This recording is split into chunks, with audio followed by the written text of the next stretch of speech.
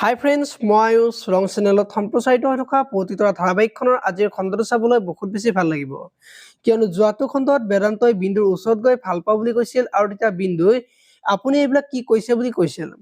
আৰু এতিয়া বেদান্তই মোৰ মনত যিটো আহিছে তাকেই কৈছোঁ, কিন্তু মই বেলেগৰ কথা শুনি চলা মানুহ নহয়।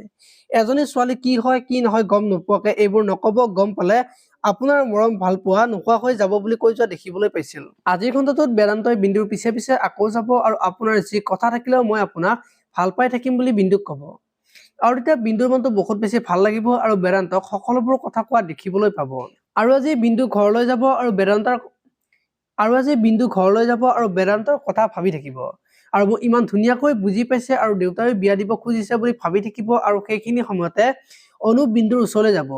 এতিয়া বাৰু বিন্দু অনুক কথাখিনি ক'ব নেকি দেখিবলৈ পাব আজিৰ খণ্ডটোত। ইফালে আকৌ বিভান আৰু ৰিদ্ধিমাৰ প্ৰজেক্টৰ কথা পাতি থাকিব আৰু এই প্ৰজেক্টটো মই এনিশাও পাবই লাগিব, তাত যদি অনুভূতিয়ে কিবা খেলি মেলি কৰে তাৰ বাবে ৰেছপনচিবল তুমি হ'বা বুলি ৰিদ্ধিমাক ক'ব। আৰু তোমাৰ আৰু অনুভূতিৰ কি সম্পৰ্ক আছে বুলি বিভানক সুধিব। এতিয়া বাৰু বিভানে কি ক'ব দেখিবলৈ পাব আজিৰ খণ্ডটোত। আপোনালোকে প্ৰতিতৰা ধাৰাবাহিকখন চাই কেনেকুৱা পায় কমেণ্ট কৰি জনাব।